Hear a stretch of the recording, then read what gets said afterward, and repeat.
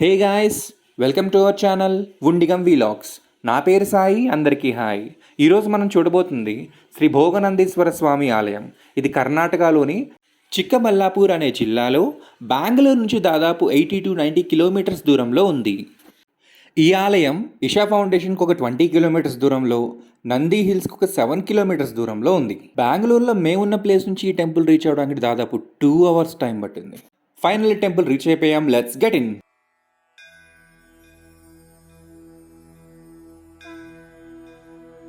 Once main entrance దాటి మీరు లోపలికి వచ్చాక ఎటువైపు చూసిన పచ్చగడ్డి, చెట్లు, వీటితో పాటు ఒక పెద్ద మండపం కూడా ఉంటుంది. ఆ రోజుల్లో గుళ్ళో అన్నదానం చేయడానికి కానీ, భక్తులు రాత్రి గుళ్ళో నిద్ర చేయడానికి కానీ ఈ మండపాలు బాగా ఉపయోగపడేటివి.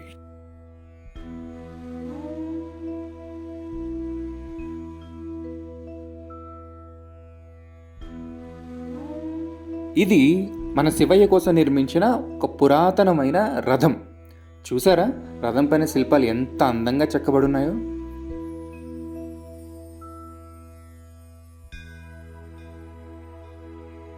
రథం పక్కన ఒక పురాతనమైన మండపం కూడా ఉంది, కాకపోతే ఇది ఇప్పుడు వాడుకలో లేదు.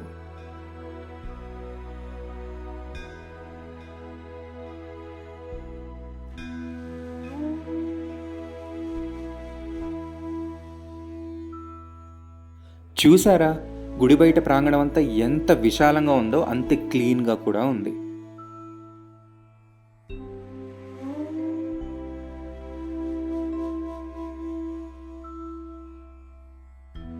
పెళ్ళిళ్ళ సీజనో ఏమో తెలియదు కానీ మేము వచ్చిన రోజైతే మాత్రం గుళ్ళో వివాహాలు కూడా జరుగుతూ ఉన్నాయి. రాజగోపురం బయట ఆలయానికి సంబంధించిన ఆర్కిటెక్చర్ మరియు చరిత్ర ఇవన్నీ కూడా మనకు మెటల్ ప్లేట్స్ మీద కనిపిస్తాయి.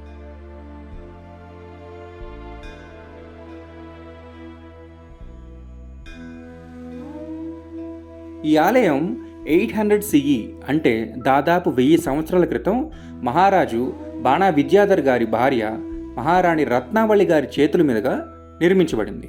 ఈ ఆలయ నిర్మాణానికి ఈ బాణా వంశస్థులే కాకుండా చోళులు, విజయనగర పరిపాలకులు తదితరులు కూడా వాళ్ళ కాంట్రిబ్యూషన్స్ని ఇచ్చారు.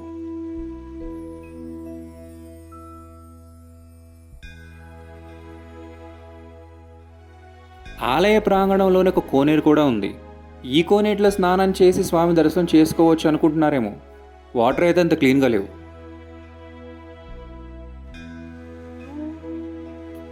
ఏ మాటగా ఆ మాట చెప్పుకోవాలి కానీ మండపం మాత్రం చాలా పెద్దదిగా ఉంది. అండ్ ఇక్కడ గ్రాస్ ఇదంతా చూస్తే పిల్లలు ఆడుకోవడానికి ఒక పార్క్లా కూడా ఉంది. అందుకేనేమో వీకెండ్స్లో కానీ సాయంత్రం పూట కానీ అప్పుడప్పుడు చిన్నపిల్లలు వస్తూ ఉంటారు ఆడుకోవడానికి. ఆలయ రాజగోపురాన్ని చూసి ఏ బ్రిటిషర్స్ వచ్చి కూల్చేశారేమో అనుకున్నా, కానీ దాన్ని అలాగే డిజైన్ చేశారంట ఆలయ అర్చకులు చెప్పారు. చూసారా, రాతి రథచక్రాలు ప్రస్తుతానికి ఇవి కూడా వాడుకలో లేవు. ఇది అసలు రాజగోపురం. ఈ రాజగోపురం దాటి లోపలికి వెళ్తే అంతరాలయం వస్తుంది. దానికి ముందే మనం చూడొచ్చు ప్రతి గోడ మీద ఎంత అందంగా శిల్పాలు చెక్కారో.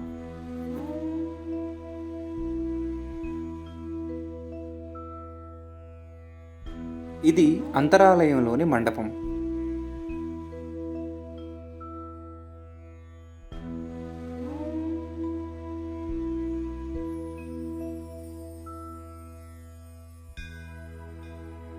ఈ అంతరాలయంలో ప్రతి స్తంభం మీద రకరకాల శిల్పాలు చెక్కబడున్నాయి. ఈ ఆలయంలో శివపార్వతులిద్దరూ భోగనందీశ్వర స్వామిగా, అరుణాచలేశ్వర స్వామిగా, ఉమామహేశ్వర స్వామిగా, అభిత కుచలాంబగా, గిరిజాంబ అనే రూపాల్లో మనకు దర్శనమిస్తారు.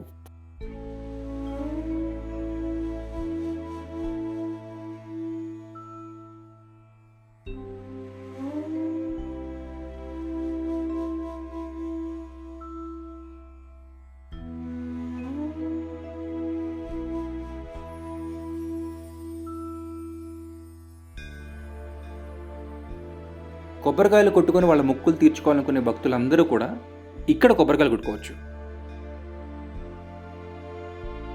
ఇప్పుడు మనం చూస్తుంది అరుణాచలేశ్వర స్వామి గుడి. అదేంటి, అరుణాచలేశ్వర స్వామి అరుణాచలంలోనే కదా ఉన్నారు? లేదు, ఇక్కడ కూడా ఉన్నారు. ఈశ్వరుడు మనకు ఈ రూపంలో కూడా ఇక్కడ దర్శనం ఇచ్చారు. రాజగోపురానికి ముందంతా అంటే బయట విశాలవంతమైన ప్లేస్, గ్రీనరీ, చాలా పీస్ఫుల్గా అదొక ఎక్స్పీరియన్స్ అయితే, వన్స్ రాజగోపురం దాటి అంతరాలయంలోకి వచ్చిన తర్వాత ఇక్కడున్న ప్రతి ఆర్కిటెక్చర్ని మనం ఆస్వాదిస్తాం.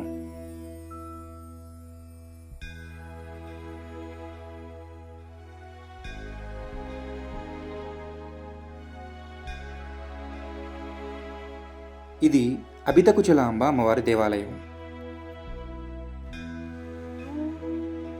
ఇది శ్రీ భోగనందీశ్వర స్వామి ఆలయ గోపురం ఆర్కిటెక్చర్.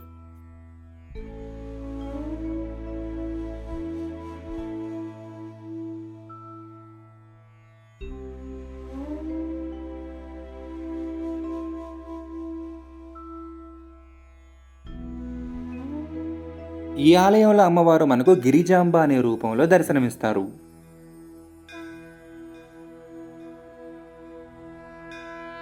ఈ ఆలయానికి బావి కూడా ఉంది, కాకపోతే మూసేసి ఉంచారు. ఇందులో అందరూ డబ్బులు వేస్తున్నారు. ఇదివరకైతే రాగి నాణాలు వేసేవాళ్ళు నీరు స్వచ్ఛంగా ఉండడానికి. ఇప్పుడు ఎందుకు వేస్తున్నారో నాకు అర్థం కాలేదు. ఈ బావి పక్కనే స్వామి పుష్కరిణికి కూడా దారి ఉంటుందండి, కాకపోతే ప్రజెంట్ క్లోజ్ చేసేసి ఉంది. అది కేవలం మహాశివరాత్రికి ఒక 3 days ముందు మాత్రమే ఓపెన్ చేస్తారంట. ఆ పుష్కరిణి ఎలా ఉంటుందో మీకు తెలియడానికి గూగుల్లో ఒక ఫోటో తీసుకొని పోస్ట్ చేస్తున్నాను. గుడి చుట్టూ ప్రదక్షిణాలు చేసుకొని ఆలయంలోకి అడుగుపెట్టాం.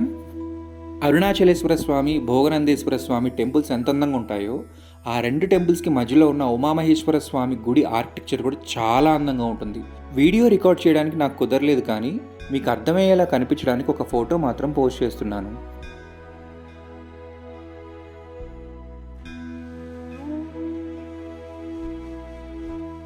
దూరం నుంచి చూస్తే ఉమామహేశ్వర స్వామి గుడి ఇలా ఉంటుంది.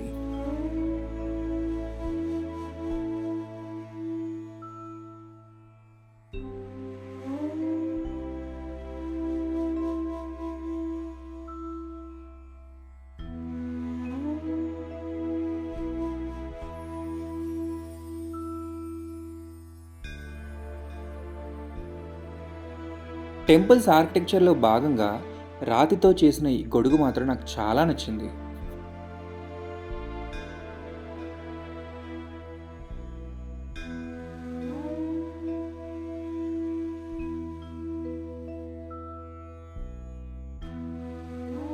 ఈ స్తంభం మీద ఏం రాశారో చదవడానికి ట్రై చేశాను, అర్థం కాలేదు, మన భాష కాదు కదా.